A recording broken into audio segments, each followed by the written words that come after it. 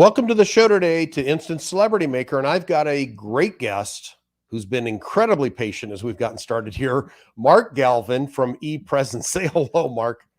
Mitch, thank you for inviting me, and it's been a fun experience this afternoon. Thanks for the fun, unique parts of doing live feeds. Live feeds, and if a phone goes off, you got to start again. You almost have to laugh about it. Thank you for being so good-natured about it. Absolutely. Yeah, absolutely. I like your background there. So what does ePresence do? Let's get the customary elevator pitch out of the way, and then we can proceed.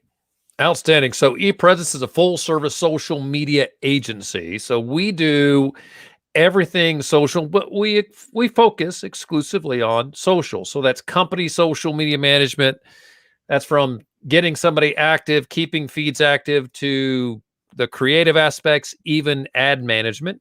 Oh, but we also do individual social media management. So we'll work with a company and talk to the executive team and get them active and make sure they're supporting the company brand.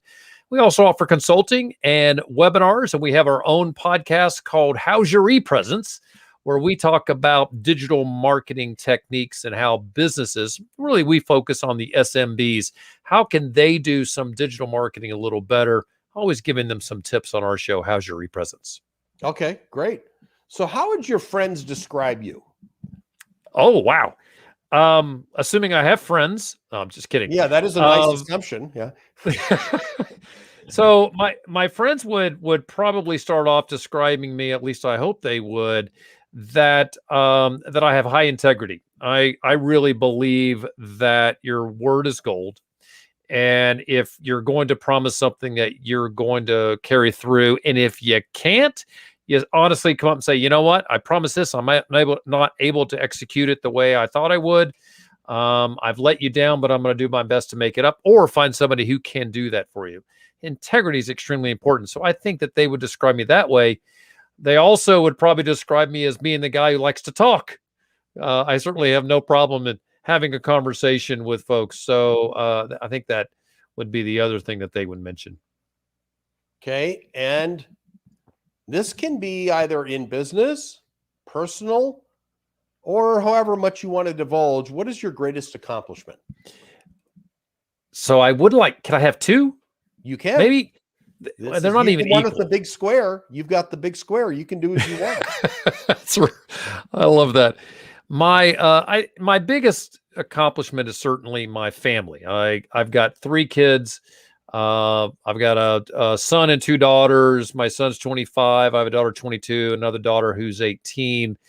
They're good human beings. And thankfully, my wife and I, we've been married for 30 years this December.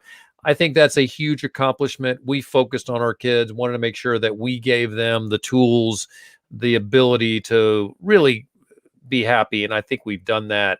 Very happy with where we are so far. Job's not over, but we're happy there.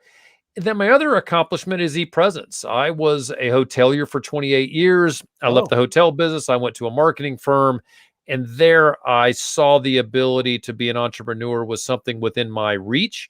So we started ePresence, or I started ePresence in 2015. It's been a great run. I've enjoyed every minute of it. It's a lot of fun to work on something that you're directly responsible for. And the energy that goes with that, I think, is just intoxicating. So I would put that as a number 2 on my list. Family first, then what you've done with your own business. Good for you. Those are both great answers. What would you if you had known what do you wish you had known when you started out? So with ePresence. Yeah, I wished I had gone out and raised money, and it would have made the trajectory of ePresence go a lot faster. I chose to just grow it organically. And I had a lot of people who said, you should just grow it organically. I really wish I had a lot more fuel that I could have thrown on the fire. I am convinced where I am now is good. We're in a good spot. We would have been a lot further along, and I would have easily have been able to pay back that money or continue to grow with those investors. I don't think that that's always the right the right option. If you're selling a product that is readily known, I think that you could just put out your shingle and go. And what I mean by that is if you have the money to start it yourself and you have some sort of visibility that's natural, then that investment dollars are not necessarily as important. For me, it would have been doing a lot more advertising and really driving my digital awareness more than I did. I mean, I'm listening to I talk to my own clients about this now.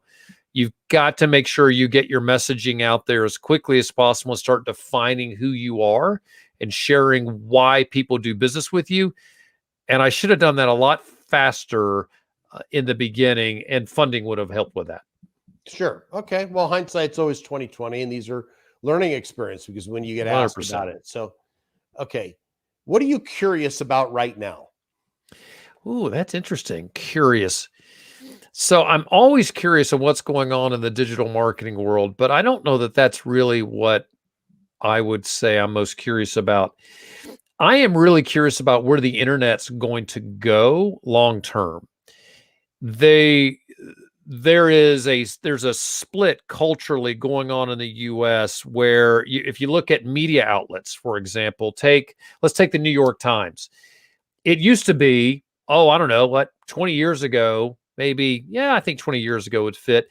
You would go to the New York Times because they would be the authority on what was going on in the UK, or you'd watch the evening news at 6 o'clock. Today, we can get our news information immediately from a number of sources. So we're not dependent on places like the New York Times, the Wall Street Journal, the evening news, pick your outlet, right? CNN, now Fox News. You don't really have to watch them to get your information. And that's changed the way we consume our information, where we get it from. I think it's extremely interesting to see where does the internet take us next, because it is giving us the ability to get the information that we want, whether it's true or not. We get that information, and it's also changing the way we see leadership. I'll give you a good example. I can find information on any of our leaders that's going to be hurtful to them anytime on the internet.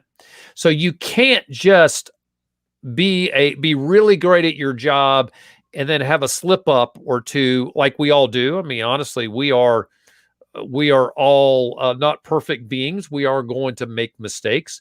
So with the way the internet exposes those errors, it's harder to be successful today. So I think all of those things wrapped up, and of course, being in the social media space, I'm always fascinated. What does this look like? How do you become your authentic self and be able to say, hey, I screwed up, if you screwed up, and get people to forgive you for that mistake? I think it's a fascinating thing, and I'm really curious to see what happens in the future with the internet. Okay. And this leads into, what's something you have failed at? Yeah. So failure is always what is it? The old phrase, say again? It's a strong word. And, I don't deem things a failure if you learn from it. It's sort of a life experience.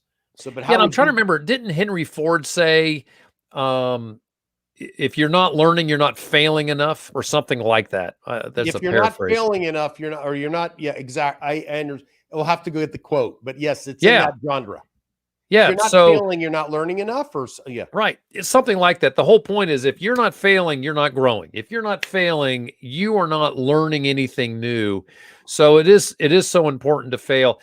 My failure was not having, not looking large enough in the beginning. We started off at ePresence, and it used to be ePresence personal branding. And we were focused on LinkedIn. We did LinkedIn profiles and got people active on LinkedIn. We should have gone larger. We should have, at the time, looked at the entire landscape and said, you know what? ePresence can be a full service social media agency that can really appeal to more folks, more than just individuals. We should have gone to the company route and managed companies earlier. That's one failure. I think we would have organically gotten to where we are now anyway. I think that was short-sighted.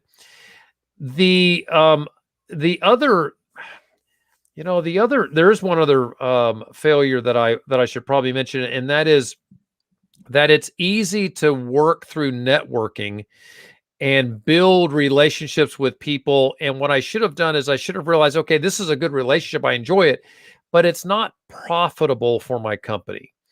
And some of those relationships I remained in, and I tried to cultivate them because I felt convinced that they would be good for my company.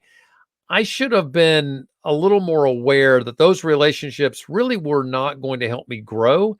And I should have eloquently moved out of those and moved in other relationships that would have helped me grow my company, because it's just not enough time in the world, time in a day, to develop relationships with people that are just, they're not going to help you actually grow. And what's interesting is there are a lot of people say you should build relationships and invest in them, and they will pay off. I would argue there are some that in your heart that, okay, these are good people, but they really can't help me achieve my goal. Yep. Maintain that relationship, but don't continue to invest in that relationship. Continue to look for people that can help you grow your business. Okay. Makes sense. This is my favorite question of the interview, but it's not the last question, but it's my favorite question. If you could have coffee with any historical figure, who would you choose? So, does it matter if they're alive or not? Preferably dead, because the next question will be interesting. Oh, okay. All right. So shift gears. Then I'd want to talk to C.S. Lewis. This is a guy who struggled mightily with his personal life. He was extremely smart, and later in life changed his faith tradition and switched to a different religion after he was willing to look at data, so to speak. And he did a lot of studying, and by all of this extra work and all of his academic endeavors, he discovered that, all right, here's what he believed was the truth, and he made a change that was dramatic, and then became a leader in that space. I think that's impressive. Okay. Who has been your most important professional mentor?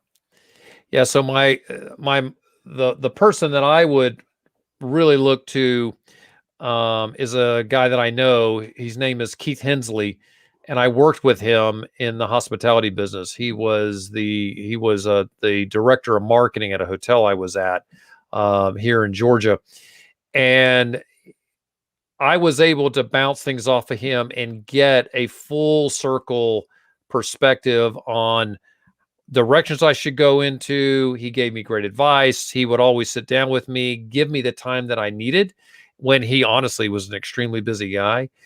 But his advice was always sound, and it was rooted in quality of life balance with how do you build your career the best way. He gave me a lot of feedback on e-presence. Okay. And if you could go back to your 18-year-old self, what one piece of advice would you give a younger Mark Galvin? Yeah. So at 18, the one thing I would say is, so I was in the hospitality business when I was 18, and I was working my way in a successful business career. And what I think I would have done is I would have shifted from the management side I was in, and I would have wanted to go into something more on the side of communications. So what I found is I came from a family of 5, and in my family of 5, I was one of the quiet ones.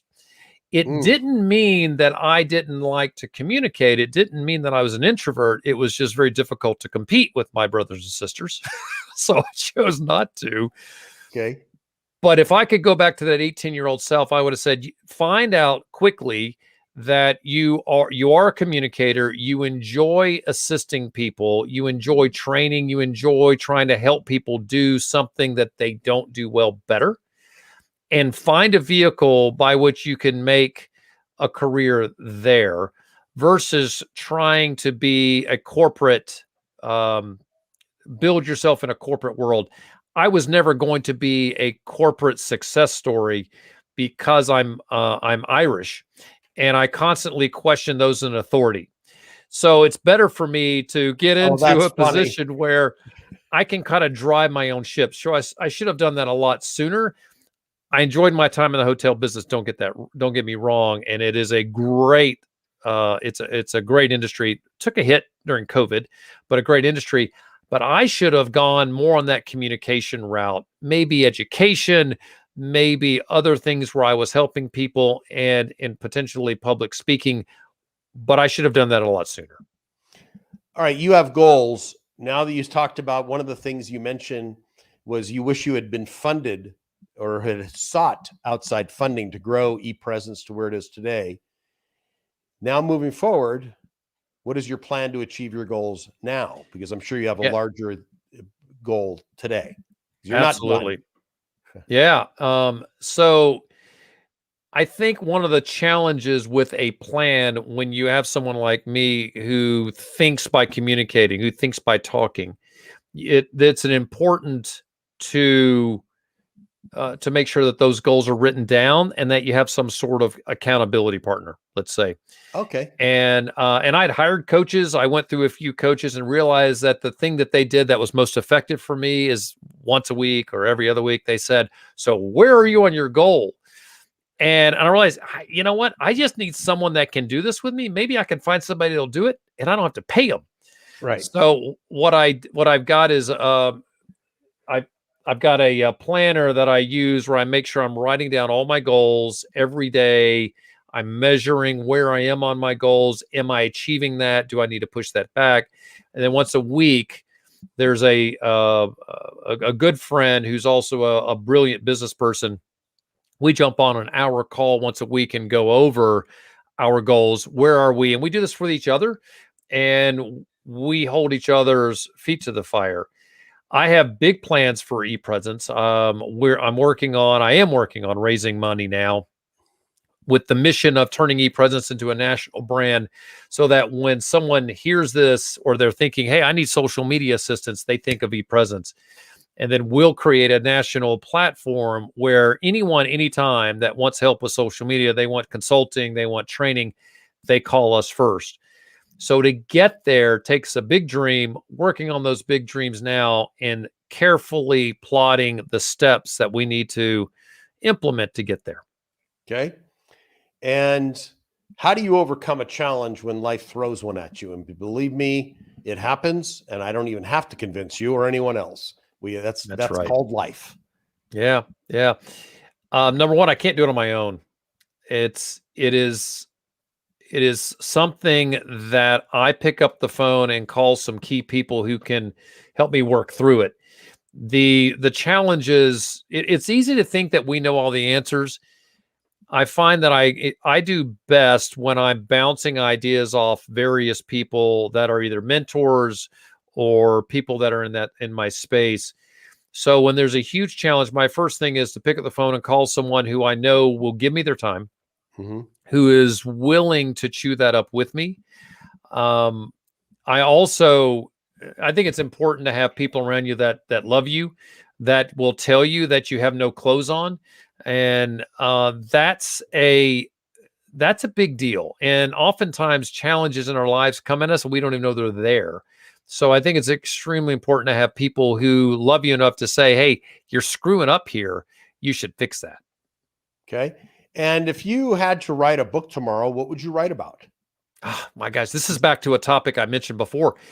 I would I would really like to write a book on how social media needs to start holding all of the participants of social media accountable in a way where um, if someone goes onto social media and they decide to say something that they would never say to somebody's face, that the community of social media starts holding those people accountable, saying that's just not appropriate. We have a tendency to magnify those voices today. I think that there's a need for us to start re-educating ourselves. Here's the deal. Social media showed up. we didn't know what to do with it. All right. We had somebody in our lives that told us, this is how you act when you go to dinner. This is how you act when you go to somebody's home. This is what you don't say. This is what you do say. Well, we never had that chance with social media. It showed up for a lot of us, and we were already in the middle of our lives like, oh, look how great this is. And willy-nilly, it turns into something that's the Wild West. We need to get back to something, just basic etiquette. When you're on social media, it is not appropriate to throw bombs at someone just because you can't see them. Right. And culturally, I think that it's going to be important for us to fix that. So I'd write a book about how do we best accomplish an appropriate society where we're holding each other accountable, not expecting Big Brother to hold us accountable. Okay. And if you could have had one question asked that I didn't ask, what would it be? So I can ask you, and then you can answer. I guess the biggest, gosh, what did that be? What would you like to here? Let me frame it another way, create a little more context. How would you like to be perceived in the marketplace? And because I think that applies to being social. You mentioned one thing, you want to be national. So it's all right, I'll ask this since you're pondering, or do you have a question you'd like me to ask you? Give me yours and I'll come up with one by the time you finish, I'm sure. How are you going to execute your national plan and when? So the national plan is the way I'm trying to think about what do I want to share?